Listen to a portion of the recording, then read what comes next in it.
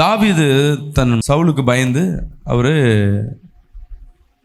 எங்கேயோ கெபினா குகையில் போய் தஞ்சம் அடைகிறார். அப்படி தஞ்சம் அடையும் பொழுது அவர் சொல்கிறார் பாருங்க, தனக்கு நஷ்டம் ஏற்படாதபடி தேவனிடத்தில் அவர் பாடுகிறார்.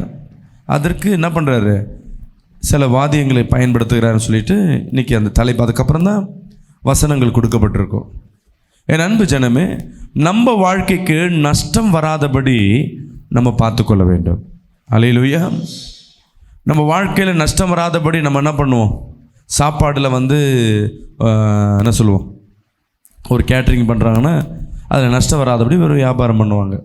எந்த ஒரு வியாபாரம் பண்ணாலும் லாபத்துக்கு விற்கணும், நஷ்டத்துக்கு விற்க மாட்டாங்க. ஸோ நஷ்டம் வராதபடி பார்த்துப்பாங்க. வேலை, வாழ்க்கை, ஊழியம் எல்லாமே அப்படி தான் உலக வாழ்க்கையில். ஆனால் இங்கே தேவன் என்ன பேசுகிறாருன்னா, தனக்கு நஷ்டம் வராதபடி பார்த்து கொள்ளுங்க. உங்கள் வாழ்க்கையில் நஷ்டம் வராதபடி பார்த்துக்கிட்டாவே போதும், நம்ம வாழ்க்கையில் ஒரு ஜெயத்தை பெற ஆரம்பிப்போம்.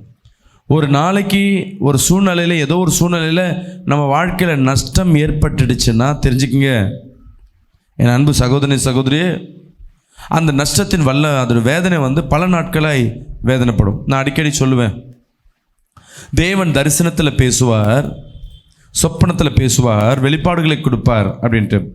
எதாய் கொடுப்பார், எப்படிப்பட்ட வார்த்தையை கொடுப்பாருன்னா, தீங்கு நமக்கு வருவதை வெளிப்படுத்தி காட்டுவார். எப்படி? நம்ம பயந்துன்னு இருப்போம். ஏன் அந்த தீங்கு வராத அதை காட்டுறாருன்னா, நீ அதற்காக ஜெபிச்சுன்னா அந்த தீங்கு வராதபடி உன் வாழ்க்கையில் மாறும். எது நல்ல நாள் என்றால் எது, அந்த எந்த நாள் தொடங்கி அதை அப்படியே எந்த தொடக்கமும் தெரியும் முடிவும் தெரியாமல் அந்த நாள் கடந்து போகுதுன்னா அந்த நாள் நல்ல நாள்.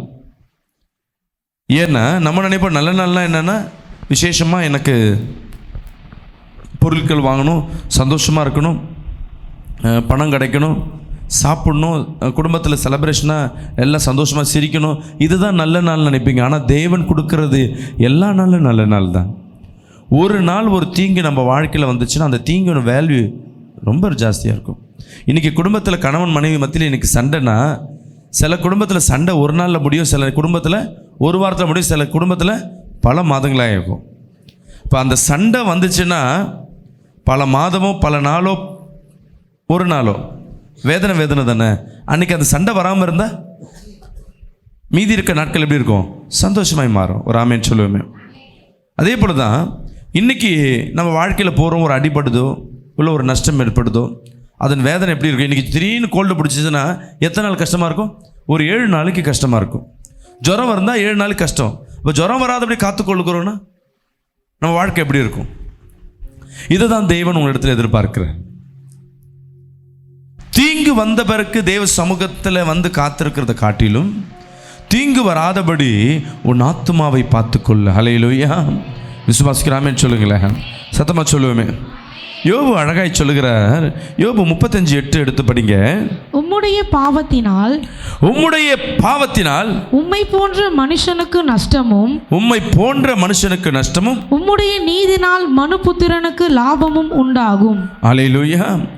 உம்முடைய பாவத்தினால் உம்மை போன்ற மனுஷருக்கும் நஷ்டமும் உம்முடைய நீதினால் மனுபுத்திரனுக்கு லாபமும் உண்டாகும். இங்க எப்படின்னா, இது இந்த வசனத்தில் ஆழ்ந்த அர்த்தங்கள் உள்ள. இன்னைக்கு ஒரு குடும்ப தலைவர் இல்லை குடும்ப தலைவி, சகோதரியே இங்கே கேளுங்க, இன்னைக்கு நம்ம பாவம் பண்ணுறோன்னா நம்ம நிமித்தமாக நம்ம பிள்ளைகள்லாம் ஆசீர்வதிக்கப்படுமா இல்லை பாவத்தின் வேதனை ஏற்படுமா? நம்ம சந்தோஷமாக இருக்கணும், நம்ம பிள்ளைங்க நம்ம குடும்பம் எப்படி இருக்கும், சந்தோஷமாக இருக்கும். அம்மாவா இல்லையா? அப்போ தேவன் எதை எதிர்பார்க்கிறாருன்னா, நீங்கள் உங்களை பாதுகாத்து கொள்ள வேண்டும். சரி, நஷ்டம், சில குடிகாரங்க சொல்லுவாங்க, நான் யாரையும் நான் நஷ்டப்படுத்தலை, நான் பாட்டு குடிச்சிட்டு என்ன பண்ணுறேன், வீட்டில் அமைதியாக படுத்துடுறேன், உங்களுக்கு என்ன பிரச்சனை? ஒவ்வொரு குடிகாரனும் ஒவ்வொரு தகப்பனாரும் வீட்டில் பேசுகிறது. இதை கேட்டு அந்த குடும்ப தலைவி என்ன பண்ணுறாங்க, சரிங்க எங்கள் வீட்டுக்காரர் அமைதியானவருங்க, அவர் குடிப்பார், கம்முன்னு இருந்துருவாருங்க. தெரிஞ்சுக்கங்க, குடியினால அவர் சரீரத்தின் ஆய்வு நாட்கள் என்ன பண்ணுறாரு, அவர் கம்மி பண்ணுறார். நீங்கள் சொல்லணும், எப்பா நீ குடிக்கிறதுனால இப்போ நஷ்டம் இல்லை, பின்னாடி நீ மறைச்சி போயிட்டீன்னா உன் பிள்ளைகளுக்கு உன் குடும்பத்துக்கு, எனக்கு நான் எதுக்கு உன்னை கல்யாணம் பண்ணிட்டு வந்தேன், நீ பாதியிலே போயிட்டு நான் அனாதையாக இருக்கணுமா? இந்த கேள்வி கேட்குறதுக்கு யாருக்கும் என்ன இல்லை, ஞானம் இல்லை. காரணம் என்ன? அவங்களுக்கு அதை பற்றி புரிதல் இல்லை. ஒரு நாள் ஏற்படுகிற நஷ்டம், அதாவது நம்மளால் ஏற்படுகிற நஷ்டம் நம்மளை மட்டுமே சார்ந்திருக்காது, நம்மளை சூழ்ந்து இருக்கு. இன்றைக்கி ஒரு தகப்பனார் ஒரு வீட்டை வாங்குறாருன்னா அது எல்லாருக்கும் லாபம், பிள்ளை பேர பிள்ளை எல்லாருக்கும் லாபம். அதே தகப்பனார் நல்லா போகிற ஒரு திடீர்னு வேலை போயிடுச்சு, இல்லை ஆக்சிடென்ட் ஆகிடுச்சுன்னா என்ன ஆகிடும்? அந்த குடும்பமே அப்படியே நலிவடைஞ்சு போயிடும். காரணம், ஒருத்தர் ஆசீர்வதிக்கப்படாதனால அந்த குடும்பங்கள் ஆசீர்வதியம் கெட்டு போயிருக்கும். அதனால தான் ஒரு மனிதனானவன் உன் ஆத்துமாவை காத்துக்கொள்ளணும், அழியாதபடி, ஆபத்து ஏற்படாதபடி, உபத்திரம் வராதபடி உன் ஆத்துமாவை நீ காத்துக்கொள்ள வேண்டும். ஒரு ஆமேன் சொல்லுங்களேன். நீங்கள் முதலாவது உங்கள் நாட்களை ஒவ்வொரு நாளும் ஒரு தீங்கு ஏற்படும் பொழுது, ஒரு பாவத்தில் நீ சிக்கிட்டினா அந்த பாவத்தின் பலனை நீ அனுபவிச்சு தான் ஆகணும். நீ பாவம் வராதபடி நீ காத்துக்கொள்ள ஆரம்பிச்சின்னா இதுலேருந்து விடுதலை ஆக்கப்படும். அல்லேலூயா. பாவத்தில் நஷ்டம் ஏற்படாதபடி நீ பாதுகாத்து கொள்ளணும். முதல் காரியம், இந்த காரியம் பேசுறது மீண்டும் படிங்க. உம்முடைய பாவத்தினால் உம்மை போன்ற மனுஷர் நஷ்டமுடைய, உம்முடைய நீதியினால் மனுபுத்திரனுக்கும் லாபம் உண்டாகும். அல்லேலூயா. நீங்க செய்கிற பாவம், என் அன்பு சகோதரி சகோதரியே, இங்க வந்திருக்கிற நீங்க செய்கிற பாவம், நேரில் பார்த்து கொண்டிருக்கிற என் அன்பு ஜனமே, நீங்க செய்கிற பாவம் இன்னொருத்தரை துன்பப்படுத்துகிறது. தெரிஞ்சுக்கங்க. இன்னொருத்தர் வாழ்க்கையை என்ன பண்ணுறது? கெடுக்கிறது. ஒரு தாய் கெடு பாவம் செய்கிறாங்க, அந்த குடும்பமே ஒன்றும் இல்லாமல் போகுது.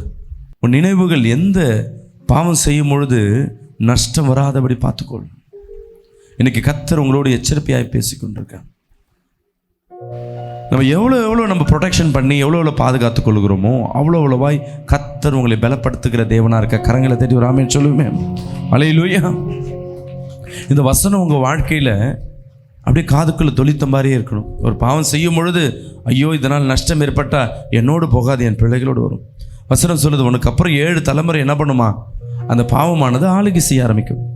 இன்னைக்கு நீ இந்த பாவத்தின் நிமித்தமாக, சின்ன பாவம் தான், ஆனால் உன் குடும்ப வாழ்க்கை, உன் எதிர்காலம் போனால் பரவாயில்ல, உன்னை சார்ந்தவரின் எதிர்காலங்கள் போயிடும். என் அன்பு வாலிப பிள்ளையே,